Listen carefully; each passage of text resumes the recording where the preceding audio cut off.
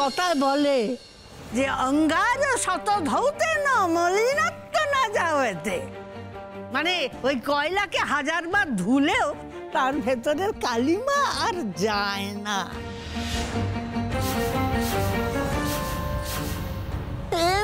আর সদরাবার নয়। কি হলো, তুমি নিজে যাবে না আমরা তোমাকে ধাক্কা মেরে বাড়ি বার করে দেব? রঙ্গনা, ওকে বের করে দে।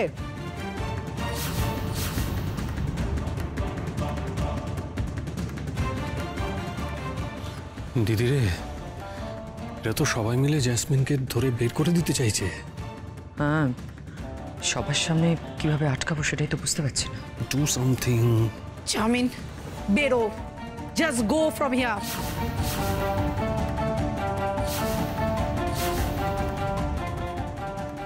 কি জেসমিন ওরম পাথরের মতো হয়ে আছে কেন? কিছু বলছে না কেন বলতো? রঙ্গনা এটা পারবে না ওই বেয়াদব মেয়ের সঙ্গে। ছোট বৌমা, তুমিও যাও, তুমিও যাও। দাঁড়াও কাকিমুনি,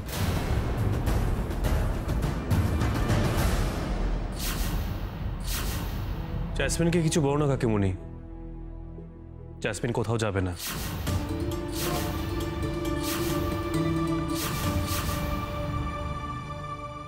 বড় সাহেব জেসমিন দিদিকে থেকে যেতে বলছেন? দাদা ভাই, আরে এটা তুই কি বলছিস? জেসমিন কোথাও যাবে না মানে? ঠিকই বলছি জিৎ, জেসমিন যেখানে এসেছে খুব ভালোই হয়েছে। ও চলে গেলে হবে কি করে?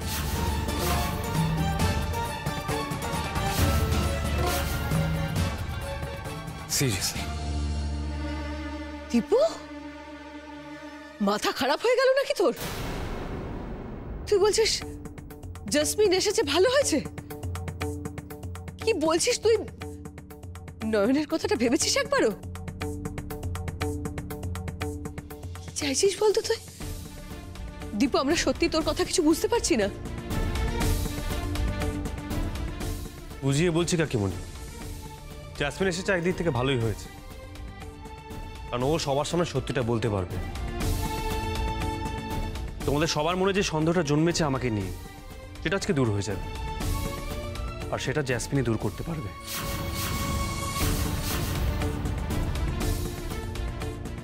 জেসমিনই বলবে যে ওর সাথে আমার কোনো সম্পর্ক নেই।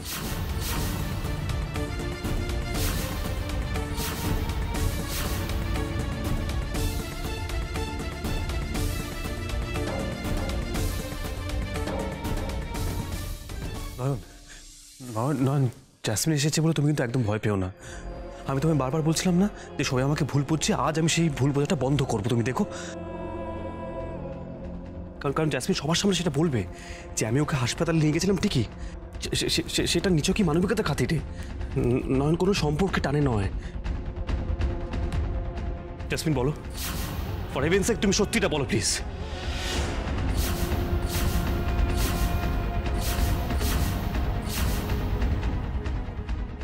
জেসমিন নাকি সত্যি কথা বলবে? What a joke. হ্যাঁ জেসমিন, জেসমিন তুমি চুপ করে থেকো না, বলো দীপু যেটা বলছে সেটা কি সত্যি? দেখো জেসমিন, আজ তোমার হ্যাঁ বা না বলার উপর কিন্তু দীপুর সংসার ভাঙা গড়া নির্ভর করছে।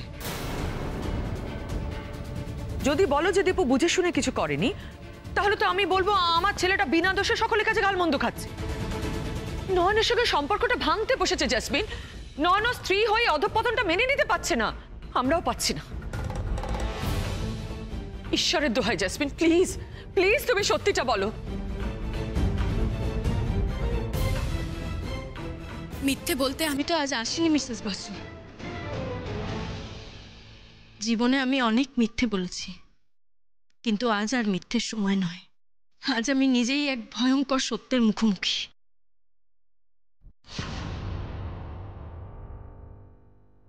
এই সত্যিটা যে আমাকে নাড়িয়ে দিয়েছে। আজ মিথ্যে বললে আমি যে আর বাঁচব না মিসেস বাসু।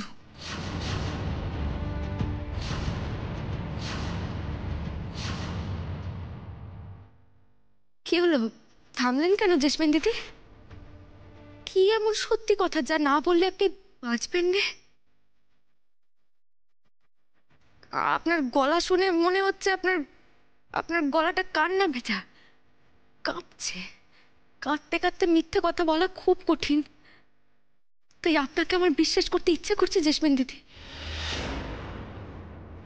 কিন্তু আমি তো আপনার আসল রূপখান দেখেছি। আমি জানি আপনি চোখের পলক না ফেলেও মিথ্যে কথা বলতে পারেন, কেউ না বুঝুক। আমি তো বুঝেছিলাম যে আপনি আপনার দাদাকে ফাঁসাচ্ছেন।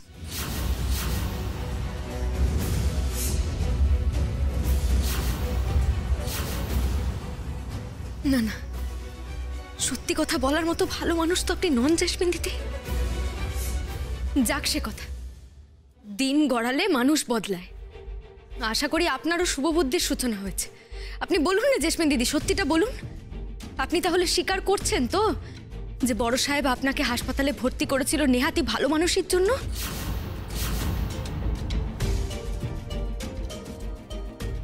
আমি সেদিন আচমকা রাস্তার মাঝে অজ্ঞান হয়ে গেছিলাম, তাই দীপ্ত আমাকে হসপিটালে নিয়ে যায়।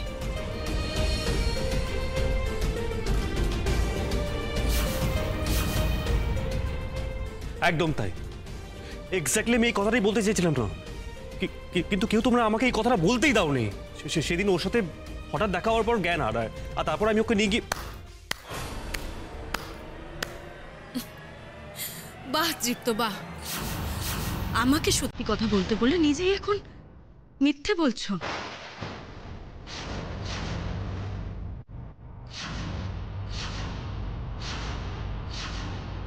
মিথ্যে? আমি মিথ্যে কথা বলছি? বলছো না? সেদিন তো আমাদের হঠাৎ দেখা হয়নি দীপ্ত। তোমার তো আমাকে হসপিটালে নিয়ে যাওয়ার কথা ছিল, সেই জন্যই তো আমরা দেখা করেছিলাম।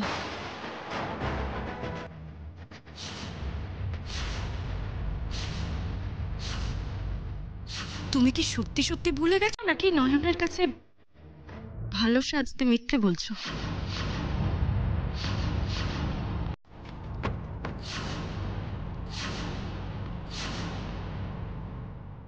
তুমি সব কি বলছো? আমি তোমাকে কেন হাসপাতালে নিয়ে যেতে যাবো? দীপ্ত তুমি কি সত্যি বুঝতে পারছো না? তুমি কি সত্যি বুঝতে পারছো না যে হসপিটালে নিয়ে যাওয়ার কারণটা কি? নাকি জেনেও পুরো? জেসমিন তুমি কি যাতা বলছো বলো তো? যাতা তো তুমি বলছো দীপ্ত। আমার থেকে জাস্ট চোখটা ঘুরিয়ে নিয়ে নিজে ইনোসেন্ট সাজার ভান করছো।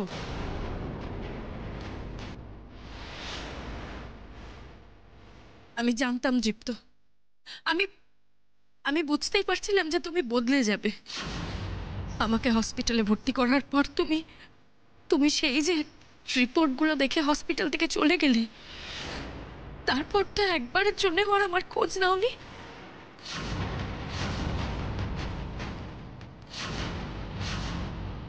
আর তখনই আমার মন বলছিল যে তুমি আমায় ঠকাবে।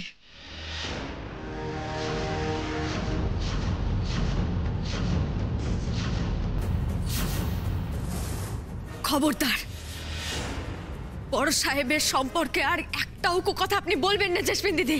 বড় সাহেব সবাইকে বিশ্বাস করে নিজে ঠকেন, কিন্তু প্রাণ থাকতে উনি কাউকে ঠকান না, ঠকাবেন না।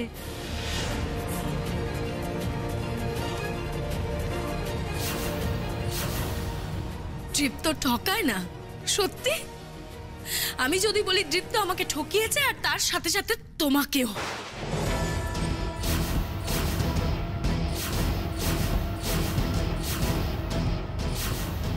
চুপ, একদম চুপ। কি প্যাচ কষে এসেছেন আপনি এখানে? কি মতলব আপনার?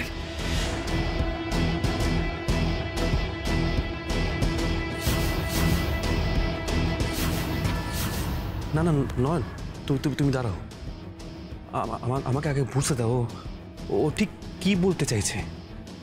ওকে চুপ করলে আমি বুঝবো কি করে? ওকে বলতে দাও না, আমাকে জানতে হবে ও কোন অভিযোগের আঙুল আমার দিকে তুলছে।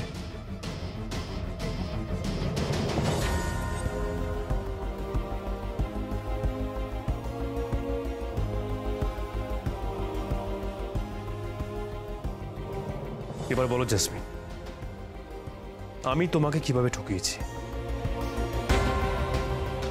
না না বলো, তোমাকে বলতেই হবে। আমার নামে তুমি মিথ্যা অ্যালিগেশন দেবে, সেটা আমি চুপ করে শুনবো? কখনো না। বলো।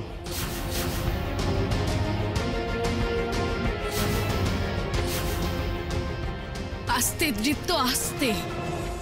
তুমি যে চিৎকার করছো না, এটাকে চোরের মায়ের বড় গলা বলে।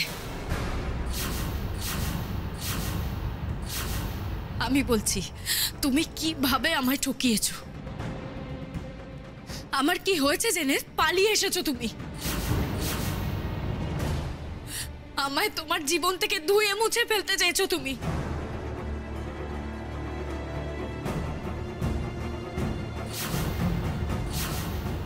কি হয়েছে জেসমিন? তোমার কি এমন হয়েছে যে সেটা জানার পর দীপ্ত পালিয়ে এসেছে?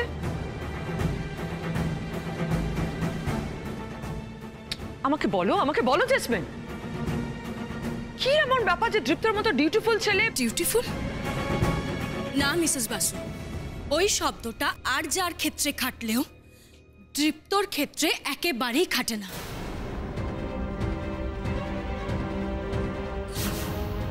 ও দায়িত্ব এড়িয়ে যেতে শিখেছে।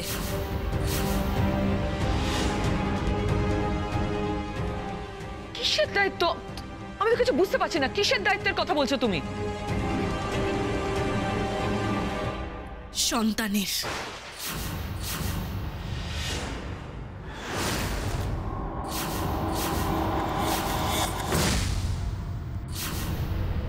আমি দৃপ্ত সন্তানের মা হতে চলেছি মিসেস বাসু।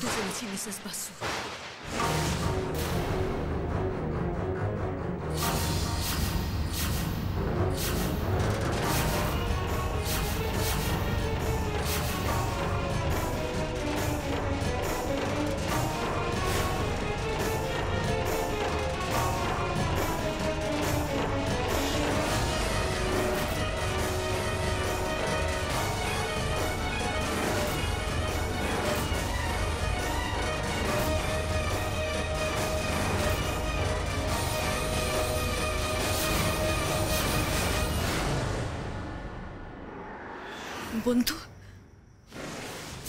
বন্ধু আমাকে একটু জেসমিন দিদির কাছে নিয়ে চলো তো। হ্যাঁ,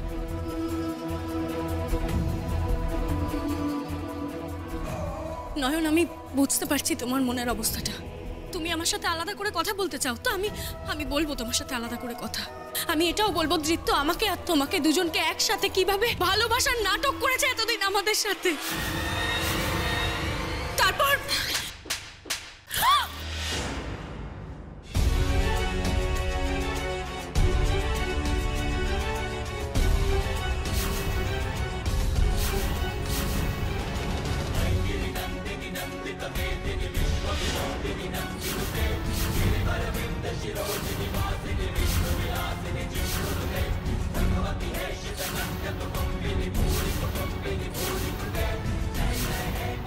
গঙ্গা জল কোথায় কাকিমণি? আমার হাতখান একটু গঙ্গা জল দিয়ে ধুয়ে দিন তো।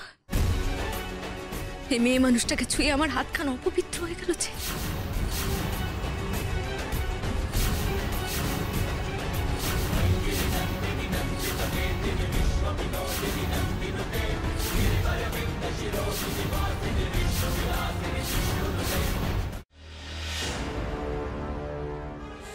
তোমার এত বড় সাহস, তুমি আমার গায়ে হাত তুললে?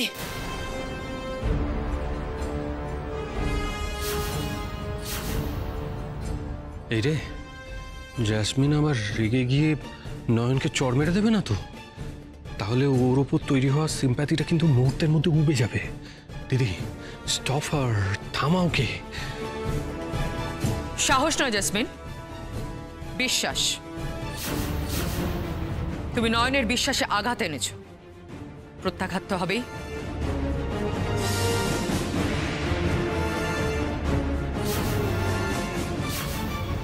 কোন সাহসে তুমি দীপুর উপর এই কদর্য অভিযোগ আনলে?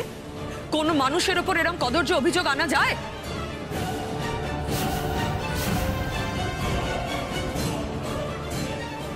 আমি আমি ঠামি, তুমি বিশ্বাস করো, আমি আমি এমন কিছু করিনি ঠামি। তুমি তো আমাকে জানো, তুমি তো আমাকে চেনো, বলো আমি এরকম করতে পারি না ঠামি, তুমি বিশ্বাস করো। নয়ন, নয়ন, নয়ন, তোমার বড় সব এরকম নয় নয়ন।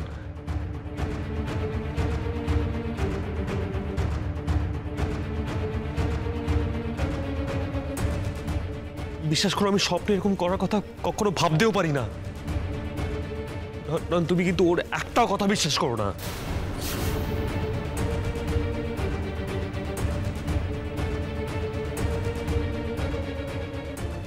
তোমরা কেউ আমার কথা বিশ্বাস করছো না, তাই না? না না, সবাই তোমরা ভাবছো যে আমি মিথ্যে কথা বলছি, তাই তো?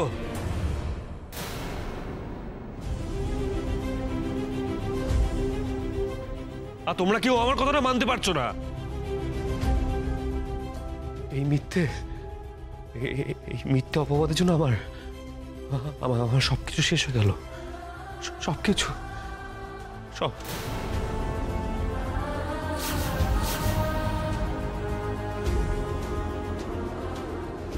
না না না, সবকিছু শেষ হলো, সবকিছু শেষ হয়ে গেল, সবকিছু। দাদা, আমি এটা করতে পারছি। বৌদি, আমার সঙ্গে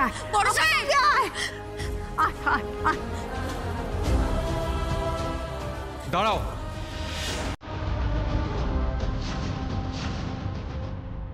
কি হলো? What are you waiting for? যা, তুইও উপরে যা, দীপ্তর কাছে এখন থাক, তবে তো খেলাটা জমবে।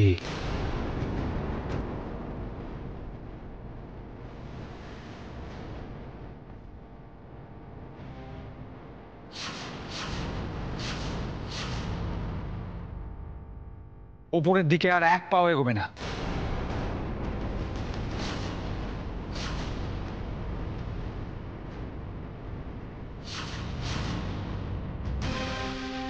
এটা হতে পারে না।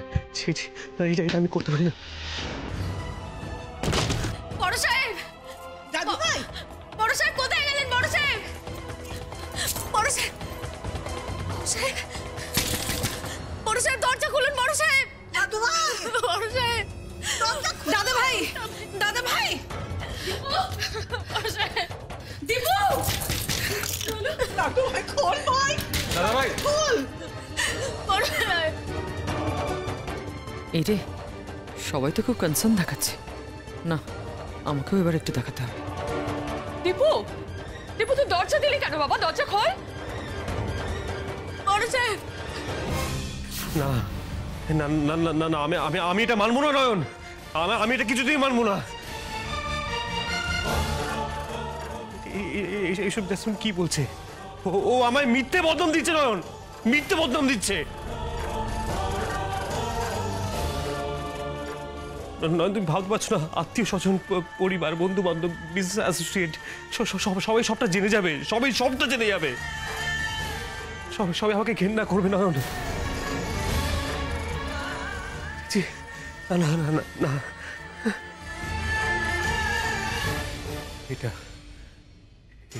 এটা সহ্য করা থেকে আমার মরে যাওয়া অনেক ভালো।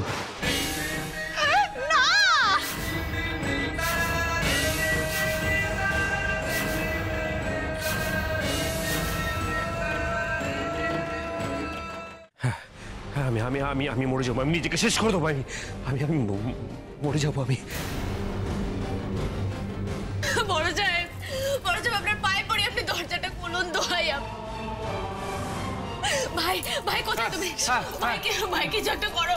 তোমার দাদা ভাই যদি কিছু করে বসে, দাদা কিছু একটা। দাদা ভাই প্লিজ দরজাটা খোল। দাদা ভাই, তোর কি মাথা খারাপ হয়ে গেছে? দরজাটা খোল বলছি।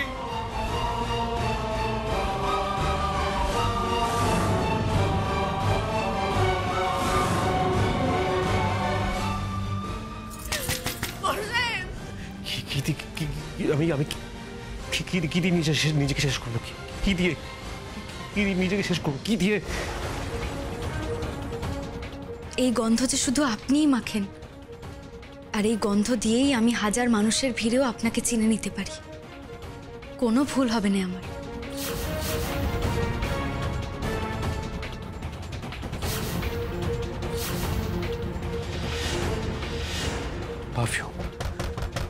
পারফিউম তো স্পিরিট, আর সেটা তো জলে, আগুন দিলে দাও করে চলে।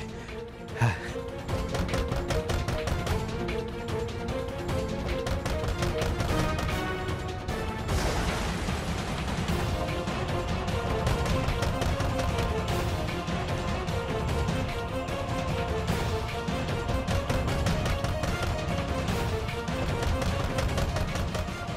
যে গন্ধে আমাকে নয়ন চেনে সেই গন্ধ দিয়ে সেই গন্ধ দিয়ে আমি এটা নিজের গায়ে দিয়ে আমি আগুন জ্বালিয়ে দেবো। আমি শেষ করে দেবো নিজেকে, আমি শেষ করে দেবো নিজেকে আমি।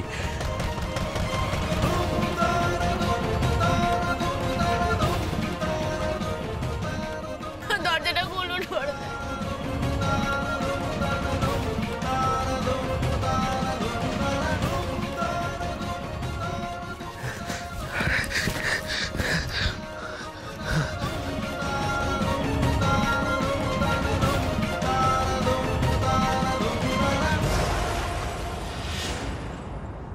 নয়ন, নয়ন, আমি এই অপবাদ নিয়ে এই ঘৃণা নিয়ে আমি কিছুতেই বাঁচতে পারবো না, কিছুতেই না।